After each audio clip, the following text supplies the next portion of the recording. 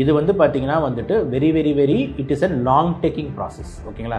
நல்ல ஃபிசியோதெரப்பி, நல்ல speech therapy, நல்லா திருப்பி அவரை மொபிலைஸ் பண்ணி எக்ஸசைஸ், இன்னொரு சைடில் மெடிசின்ஸு, கவுன்சிலிங், சைக்கோதெரப்பி எல்லாம் கொடுத்து அப்படின்னு பண்ணும்போது சீக்கிரமாக சரியாக வாய்ப்பு இருக்குது. ஓகேங்களா?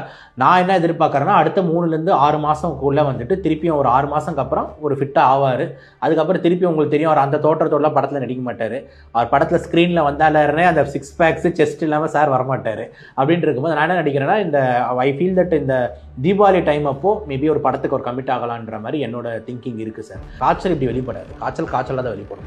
அப்போ இந்த இடத்துல வந்து அவருக்கு பாதிக்கப்பட்டக்கூடிய வந்துட்டு உறுப்பு எது அப்படின்ற மாதிரி எடுத்துக்கிட்டிங்கன்னா, கண்டிப்பாக வந்து சென்ட்ரல் நர்வஸ் சிஸ்டம். அப்படின்னா என்னென்னா வந்துட்டு சென்ட்ரலாக என்ன, தலை, மூளை. ஸோ மூளை மற்றும் நரம்பியல் தொந்தரவோடு தான் இந்த மாதிரியான ப்ராப்ளம்கள் வரும். ஸோ மூளை மற்றும் நரம்பியல் தொந்தரவுகள் பொறுத்த வரைக்கும் வந்துட்டு என்னென்னலாம் பாசிபிலிட்டிஸ் வந்து இருக்கலாம் அப்படின்ட்டு ஒரு அசம்ஷன் படித்த டாக்டராக நம்ம சொல்கிறோம் அப்படின்னா, கண்டிப்பாக டிஐஏ, ஸ்ட்ரோக்ஸ் அப்படின்னா என்னென்னா இந்த பக்கவாதம்னு சொல்கிறாங்க சார், ஸ்ட்ரோக்குன்ட்டு. மூளைக்கு போகிற ரத்த குழாயில் ஏதாவது ரத்தம் வந்து கட்டிக்கிச்சோ இல்லை ரத்த கசிவு ஏதாவது ஏற்பட்டு இருந்ததுன்னா அப்போ வந்து இந்த மாதிரி வந்து ஒரு சில சிம்டம்ஸ்கள் வரும். என்னென்னா வாய் குளறல், ஒரு சைடு கை கால் கரெக்டாக வராது, கை ஒரு மாதிரி இழுக்கிற மாதிரியே இருக்கும், பேசும்போது வாய் கோணிக்கும், நாக்கு ஒரு சைடு கோணிக்கும், எச்சை கொஞ்சம் ட்ரிப் ஆகிட்டே இருக்கும், ப்ளஸ் கை நடுக்கங்கள் ஏற்படலாம். இதெல்லாமே வந்து பார்த்திங்கன்னா வந்து இந்த ஸ்ட்ரோக் அண்ட் டிஏல பாசிபிள் சார். ஸ்ட்ரோக்குக்கான காரணங்கள் பல காரணங்கள், ஸ்ட்ரெஸ்ஸே ஒரு காரணம். ப்ளஸ் ரெண்டாவது வந்து அந்த மதகதராஜா படம் ரிலீஸ் ஆகுதுன்னு நினைக்கிறேன். அதில் வந்து பார்த்தீங்கன்னா சுந்தர் சி சாரே பேசியிருப்பார். ஒரு ஸ்டண்ட் பண்ணியிருந்தார், அப்போது தலையிலேயே போய் லேண்ட் ஆனார். ஸோ ஸ்டண்ட்டை ரொம்ப ரிஸ்க் எடுத்து பண்ணக்கூடிய ஒரு ஆள் விஷால் சார். அப்படின்னு இருக்கும்போது இந்த ட்ராமா அடிப்படுதுன்னும் போது இந்த மூளையில் ரத்த கசிவு, இந்த பிரெயின் ஹெமரேஜ்னு சொல்லுவாங்க, செரிப்ரல் ப்ளீடிங்னு சொல்லுவாங்க, இந்த மாதிரி இருக்கும் போதும் கண்டிப்பாக அது ரிலேட்டட் சான்சஸ் வந்து இருக்குது சார்.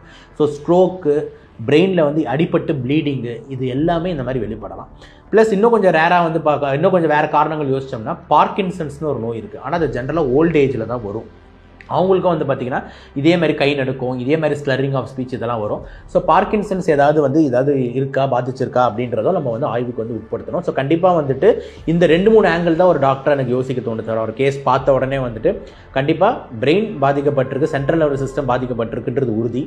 அதில் என்ன நோய்கள் இருக்க முடியும்னும் போது வந்து ஸ்ட்ரோக், டிஏஏ ஃபஸ்ட்டு பாசிபிளாக இருக்குது, பிரெயினில் அடிப்பட்ட ஹெமரேஜ் செகண்ட் பாசிபிளாக இருக்குது, 3வது பாசிபிளாக பார்க்கின்சன்ஸ் மாதிரி நோய்கள். இந்த 3 தாண்டி பெருசாக இருக்காது சார். இந்த 3த்தில் ஏதோ ஒன்று தான். ஆனால் ஃபேன்ஸ் கஷ்டப்படக்கூடாது, மக்கள்கிட்ட ஒரு சலசலப்பு கூடாதுன்றதுக்காக கொஞ்சம் அவருக்கு ஒன்றும் சார் உடம்பு சரியில்லை, ஜுரம், ஒரு நாள் ஜுரத்துலலாம் யாருக்கு சார் இப்படி உடம்பு குறையுது, ஆள் எப்படி சார் இப்படி நல்லா வராங்க, வாய்ப்பு இல்லை சார். கண்டிப்பாக சம்திங் இருக்குது. ஆனால் அவரோட ப்ரைவசி அவர் நல்லா இருக்கணும்ன்ட்டு தான் எல்லாருமே வேண்டுறோம். நானும் அதே தான் வேண்டுறேன். ஆஸ் அ டாக்டராக கண்டிப்பாக நல்லா இருக்கணும் அவர். திருப்பி அவரோட ஆக்ஷன் சீக்வன்சஸ்லாம் நம்ம பார்க்கணும். ஸோ இந்த 3த்தில் ஏதாவது ஒன்று தான் சார். இந்த மாதிரி பிரச்சனை எதனால் வரும், இதுக்கு என்ன மாதிரி ட்ரீட்மெண்ட் கொடுக்கும்? கண்டிப்பாக இந்த டிஐஏ, ஸ்ட்ரோக்ஸு இது எல்லாமே வந்து லிங்க்டு வித் லைஃப் ஸ்டைல் தான் சார். ஒருத்தவங்க லைஃப் ஸ்டைலில் சரியாக தூங்குறது இல்லை, ஸ்ட்ரெஸ்ஸு ரொம்ப அதிகமாக இருக்குது, பிபி அண்ட் சுகர்ஸ் அன்கண்ட்ரோலாக வச்சுருக்காங்க, இது கூடவே ஸ்மோக்கிங் ஹேபிட் இருக்குது, ஆல்கஹால் ஹேபிட் இருக்குது, இதெல்லாம் இருந்ததுன்னா இதோட ரிஸ்க் அதிகமாகுது சார். ஏன்னா ஃபிட்னஸ் ஆங்கிளில் பாருங்களா, ஒரு செம்ம ஃபிட்டான ஆள், புரியுதுங்களா? அவர் சொல்லுவார், நான் வந்து வருஷத்துலேயே ஒரு வாட்டி தான் நான் வந்து நான்வெஜ் சாப்பிடுவேன், அது ஆர்யா வந்து நம்ம பாய் ஆர்யா வந்து பிரியாணி போடுற டைம்லன்னுவார், அப்போ தான் நான் ரைஸே சாப்பிடுவேன்னுவார். அந்தளவுக்கு டயட்டை மெயின்டைன் பண்ணுற ஒரு ஆள். அப்படின்னு இருக்கும்போது அப்போ டயட்டை தாண்டி, ஃபிட்னஸை தாண்டி பார்த்தீங்கன்னா அப்போ மன உளைச்சல், ஸ்ட்ரெஸ்ஸு இதெல்லாம் ஒரு ரோல் ப்ளே பண்ணுதுன்னு நல்ல உதாரணம். ஏன்னா வந்து சில பேர் சொல்லிடலாம், குண்டா இருக்காரு அப்படி தானே ஆகும் அப்படின்ற மாதிரி சொல்லிடலாம். ஆறு இருங்க, குண்டே இல்லையே, இவ் செம்ம ஃபிட்டான ஆள் ஆச்சு, செம்ம ஃபிட்டான ஆள் அப்படின்னு இருக்கும் போது அப்போ வந்து இந்த மன உளைச்சல் இன்னொரு ஆங்கிளில் வந்து பார்த்தீங்கன்னா வந்துட்டு வாட் இஸ் ஏதாவது பழக்கங்கள் இருக்கா அப்படின்ற இந்த 2 ஆங்கிளில் வந்துட்டு நம்மளுக்கு தெரியாமல் நம்ம கமெண்ட் பண்ண முடியாது.